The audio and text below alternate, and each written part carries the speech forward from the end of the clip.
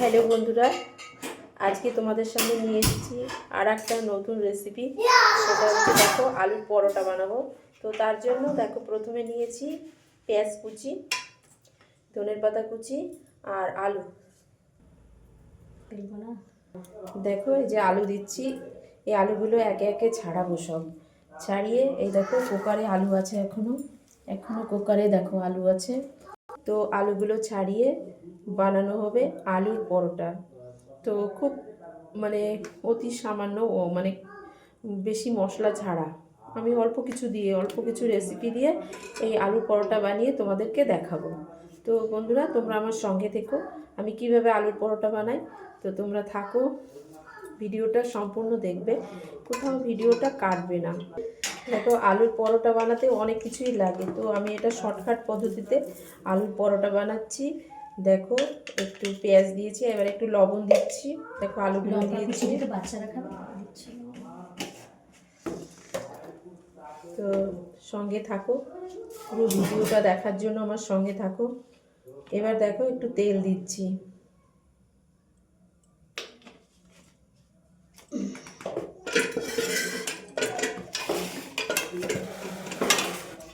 তো দেখো আলুটা সুন্দর করে একটু মেখে নেব। দেখো সব কিছু দিয়ে একটু মিক্স করে নেব।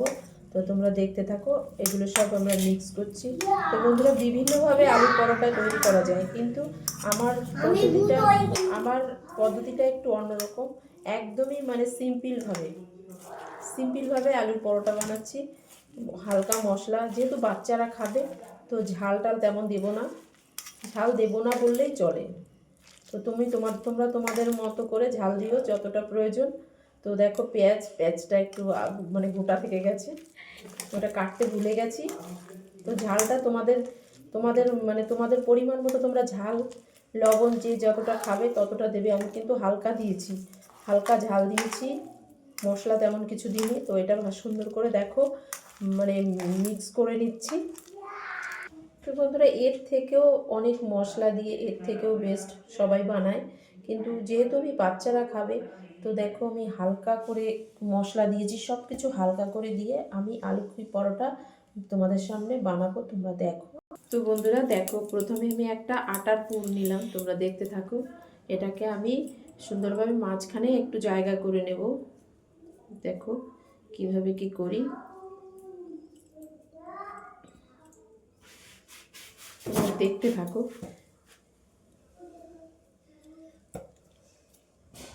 এবার আমি যে মশলাগুলো মিক্স করেছিলাম, আলু, ধনের পাতা, লঙ্কা, লবণ, তেল সব কিছু মিক্স করেছিলাম, এইটা এর মাঝখানে মানে এটা দিয়ে একটা পুর তৈরি হচ্ছে। তোমরা একটু দেখতে থাকো আমি কিভাবে এটা বানাই। তো তোমরা বিভিন্ন লোকে বিভিন্নভাবে বানাও, তো আমার বানানোটা তোমরা একটু দেখো।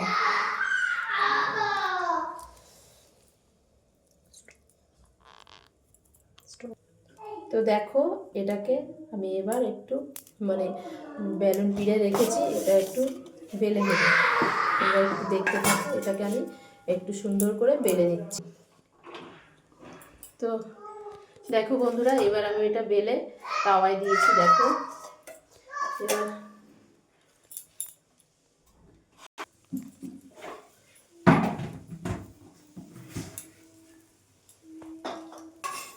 দেখো প্রথমে দিয়েছিলাম প্লেন তাওয়াতে, দেখো প্লেন তাওয়া, আমি কোনো তেল দিইনি এখনো। তো এবার দিচ্ছি দেখো তেল, এটা হচ্ছে রিফাইন তেল দিলাম। তোমরা ঘিও দিতে পারো, তোমাদের যদি মনে হয় যে তোমরা ঘি দেবে, তাহলে তোমরা ঘিও দিতে পারো, যার যেটা ইচ্ছা, যে যেটা পছন্দ করো। ঘি কেউ পছন্দ করলে সে ঘি দিয়ে বানাতে পারো। আমি ঘি অতটা পছন্দ করি না, তার জন্য আমি রিফাইন তেল দিলাম।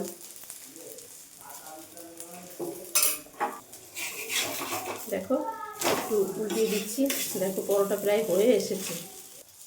দেখো এটাকে একটু বারবার উল্টে পাল্টে দিতে হবে।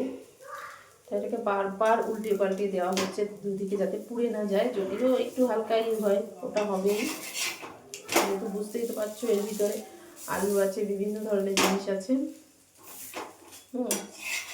তো অনেকে একটু ভারী হেভি মশলা দিয়ে করে, কিন্তু আমি সেটা দিইনি, আমি নর্মাল করছি। এই খাবারটা সবাই খেতে পারে, যে কেউ সবাই খেতে পারে, একদম নর্মাল খাবার, সবার জন্য এই খাবারটা। তো ভিউয়ার্স, আলুর পরোটা কমপ্লিট। এবার আমি আলুর পরোটাকে নামিয়ে নেব। দেখো নামিয়ে নিচ্ছি। দেখো ভিউয়ার্স, পরোটা রেডি। তো টাটা, বাই বাই।